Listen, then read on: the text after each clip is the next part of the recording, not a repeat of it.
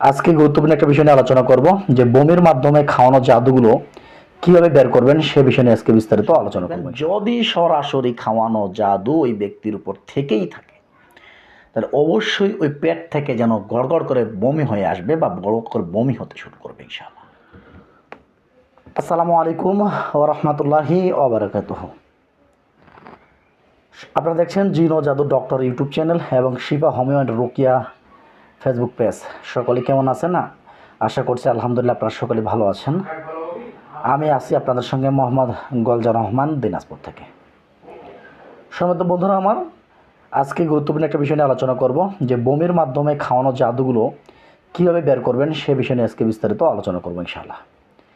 যারা মুদাবির করছেন তাদের জন্য এই আমলটি হবে এবং বিশেষ করে যারা পরিবারের মধ্যে আক্রান্ত তারা জানতে চাচ্ছেন যে আপনার পরিবারের উপরে যে জাদুগুলো করা আছে কিনা আপনারা পরীক্ষা করতে চাচ্ছেন, সেইভাবে আপনারা আমলটি করলে ইনশাআল্লাহ ওনার জাদুগুলো ধ্বংস হবে, প্লাস পাশাপাশি ওনার পরীক্ষা করা হবে যে ওনাকে সরাসরি খাওয়ানোর মাধ্যমে জাদু করা হয়েছে কিনা। আমি আজকে যে আমলটা দিব এই আমলটি যদি যে কোনো ব্যক্তির উপরে যদি সরাসরি খাওয়ানো হয় সে জাদুগুলো পেট থেকে বের হয়ে আসতে চাইবে, পেটের ভিতরে যদি কোনো তাবিজ কবজ থাকে সেগুলো পেট থেকে বের হয়ে আসতে চাইবে ইনশাআল্লাহ।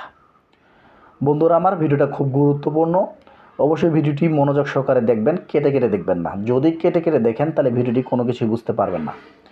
আর আমাদের চ্যানেলে যদি এবং ফেসবুক পেজে যদি নতুন হয়ে থাকেন তাহলে অবশ্যই চ্যানেলটি সাবস্ক্রাইব এবং ফলো করে পাশে থাকবেন। এবং যারা আমলটি ইজাজত নিতে চাচ্ছেন ইজাজতের জন্য কমেন্ট করে জানাবেন এবং বাবার নাম মায়ের নাম দেবেন, ইনশাআল্লাহ আমি ইজাজত দেওয়ার চেষ্টা করব। সম্মানিত বন্ধুরা আমার, চলুন বিস্তারিত বিষয়ে কথা বলি। যে ব্যক্তি উপরে জাদু করা হয়েছে, মনে করছেন যে ব্যক্তিকে সরাসরি খাওয়ানো জাদু করা হয়েছে, ওই ব্যক্তিকে পরিষ্কার পরিচ্ছন্ন করে নেবেন, অবশ্যই অজু করে নেবেন। যদি অমুসলিম হয়ে থাকে অবশ্যই ওনাকে পরিষ্কার পরিচ্ছন্ন হয়ে আসতে বলবেন। প্লাস যে ব্যক্তি আমল করবেন সেই ব্যক্তিকেও পরিষ্কার পরিচ্ছন্ন হয়ে বলতে হবে এবং অবশ্যই অজু করতে হবে। এবং যে আমল করবে সে ব্যক্তি যেন অবশ্যই 5 ওয়াক্ত সালাতওয়ালা ব্যক্তি হয়। মহিলা হলেও পারবে, পুরুষ হলেও পারবে, কিন্তু ওনাকে 5 ওয়াক্ত সালাত আদায় করতে হবে। যিনি ওই ব্যক্তি যেন 5 ওয়াক্ত সালাত রেগুলারলি আদায় করেন ইনশাআল্লাহ, তাহলে ওই ব্যক্তি আমলটা করার চেষ্টা করবেন। সম্মানিত বন্ধুরা আমার, আপনারা কি করবেন, রুগীটাকে পাক পবিত্র করার পর সামনে বসিয়ে নেবেন এবং আপনি যে মুদাব্বির বা আপনি যে আমলটি করবেন সেও তার সামনে বসে পড়বেন। বসে পড়ার পর যে ব্যক্তি আমলটি করবেন সেই ব্যক্তি আয়াতুল কুরসি 3 বার পাঠ করে সিনার মধ্যে ফু দিয়ে হাতের মধ্যে পুরো দিয়ে পুরো বডি মাসাজ করে নিয়ে নিজের শরীরটাকে বন্ধ করে নেবেন। বন্ধ করার পর আপনি কি করবেন, একটু পানি নেবেন এবং একটু লবণ নেবেন, একটু পানি এবং একটু লবণ। আপনারা এই পানি এবং লবণ নিয়ে আপনি কি করবে, রুগীটার সামনে বসিয়ে নিন, বসিয়ে আপনি কি করবেন, লবণ পানির মধ্যে আপনি কি করতে হবে, আমি যে আমলগুলো দেবো সেই আমলগুলো বেশি বেশি পাঠ করতে হবে আর ফু দিতে হবে। আপনারা আমলটির জন্য বিশেষ করে আগে সর্বপ্রথমে দরুদ ইব্রাহিম 3 বার পাঠ করবেন, 3টা ফু দিবেন রুগীর গায়ে লবণে এবং পানিতে ফু দিয়ে দিলেন। আচ্ছা, তারপরে আপনার ইস্তেগফার আগে পাঠ করবেন, এটাও 3 বার ইস্তেগফার 3 বার পাঠ করে 3টাতে ফু দিবেন রুগীর গায়ে লবণে পানিতে। তারপর সূরাতুল ফাতিহা বিসমিল্লাহ সহিত মিলাইয়া, যেমন বিসমিল্লাহির রহমানির রহিম আলহামদুলিল্লাহি রাব্বিল আলামিন আর রহমানির রহিম, এভাবে আপনাকে কি করতে হবে, এই সূরাতুল ফাতিহা সম্পূর্ণ 3 বার পাঠ করবেন। 3 বার পাঠ করে রুগীর গায়ে ফু দিবেন, প্লাস লবণে ফু দিবেন, প্লাস আপনার পানিতে ফু দিবেন। আপনার ফু দেওয়া হয়ে গেলে আপনি কি করবেন, ইসমে আজম, যে কোনো ইসমে আজম যেটাই আপনার জানা থাকবে, যে কোনো একটা ইসমে আজম, এটাও আপনি 3 বার পাঠ করে রোগীর গায়ে ফু দিবেন, লবণে ফু দিবেন, পানিতে ফু দিবেন। দেওয়ার পর আপনাকে একটা যে আমলটি বলছি, সূরাতুল ইনশিকক আয়াত 1 থেকে 5, আমি আবার বলছি সূরাতুল ইনশিকক আয়াত 1 থেকে 5 নম্বর আয়াত, এটা আপনি 11 বার পাঠ করবেন। 11 বার পাঠ করে 11টি ফু দিবেন রোগীর গায়ে পানিতে লবণে। আলহামদুলিল্লাহ, এভাবে আমলটা করা শেষ হয়ে গেলে আবারও শেষে দরুদ ইব্রাহিম 3 বার পাঠ করে ফু দিয়ে দিবেন। আমলটি আলহামদুলিল্লাহ আপনার শেষ।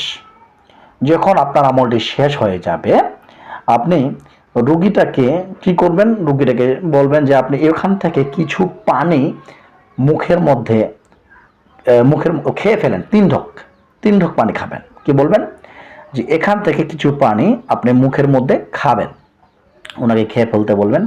উনি খেয়ে ফেলার সঙ্গে সঙ্গে ওনার পেটের ভিতরে কি হবে, মানে ওই পানিটা দিয়ে কাজ করবে।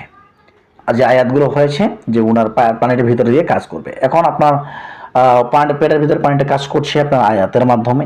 পাশাপাশি আপনি রুগীকে সামনে বসিয়ে হাতগুলোকে মুষ্টি করে নিয়ে দিতে বলবেন এবং কিছু লবণ মুখের মধ্যে ধরে থাকতে বলবেন। ধরে থাকার পর আপনি এই যে সূরাতুল ইনশিককের 1 থেকে 5 নম্বর আয়াতটি এটা আপনি বারবার পাঠ করতে থাকবেন। 15 থেকে 20 মিনিট পর্যন্ত এভাবে পাঠ করতে থাকবেন। দেখবেন যে কিছুক্ষণের মধ্যেই রোগীর সিমটম চলে আসবে বা আলামত চলে আসবে। যদি রোগীর পেটের ভিতরে সরাসরি খাওয়ানো জাদু থেকেই থাকে, সঙ্গে সঙ্গে রোগীর মাথা ঘোরা শুরু হবে এবং রোগীর অস্বস্তি শুরু হবে, পাশাপাশি রোগীর বমি আসতে শুরু করবে। যখন রোগীর বমি আসতে শুরু করবে সঙ্গে সঙ্গে বুঝে নেবেন যে ওই ব্যক্তির উপরে খাওয়ানো জাদু আছে। সম্মানিত বন্ধুরা আমার, তো এইভাবে আপনারা আমলটি করতে থাকবেন। অধৈর্য হবেন না। অনেকজনে বলে যে 5 থেকে 10 মিনিট 5-7 মিনিট পর অধৈর্য হয়ে যায়। এই অধৈর্য হওয়া যাবে না। অধৈর্য না হয়ে আমলটি কন্টিনিউ করতে থাকবেন। এক সময় দেখবেন যদি সরাসরি খাওয়ানো জাদু ওই ব্যক্তির উপর থেকেই থাকে, তাহলে অবশ্যই ওই পেট থেকে যেন গড়গড় করে বমি হয়ে আসবে বা বড় করে বমি হতে শুরু করবে ইনশাআল্লাহ। এভাবে যে কোনো পেট থেকে সরাসরি খাওয়ানো জাদুগুলোকে নষ্ট করা যায়। সম্মানিত বন্ধু আমার, যদি দেখেন যে ওই ব্যক্তি বমি করছে তখন কিন্তু আমল বন্ধ করবেন না, তখন বেশি বেশি আমলটা করতে থাকবেন। আর ওনাকে পাশে বমি ফালানোর জন্য কিছু দিয়ে দিবেন, হ্যাঁ, দ্রব্য দিয়ে দিবেন যেন বমিটা উনি সঙ্গে সঙ্গে অনেক করে ফেলে। যতক্ষণ ওনার অনেহানি যে শান্তি হচ্ছে না, ততক্ষণ উনি বমি করতেই থাকবে। তখন মাঝখানে দেখবেন যে উনি বমি করার মধ্যে যে কোনো কিছু বের হয়েছে কিনা।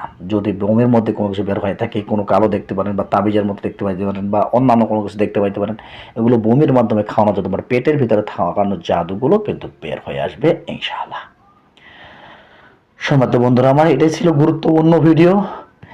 আর যখন ওনার বমি করা হয়ে যাবে তখন অবশ্যই আরও অবশিষ্ট যে আপনার পানিটা আছে, আরও অবশিষ্ট পানি যেটা আছে, কিছু খাওয়াইছিলেন আর অবশিষ্ট পানি আছে, এটাকে বন্ধ করার জন্য আবার ওই পানিটা কিছু খাওয়াই দেবেন এবং ওনার খাওয়াই দেওয়ার পর দেখবেন যে ওনার পাশাপাশি ওনার বমিটা বন্ধ হয়ে যাবে এবং উনি ধীরে ধীরে শান্ত হয়ে যাবে ইনশাআল্লাহ। এবং রোগীর গায়ে পানিটা একটু ছিটিয়ে দেবেন।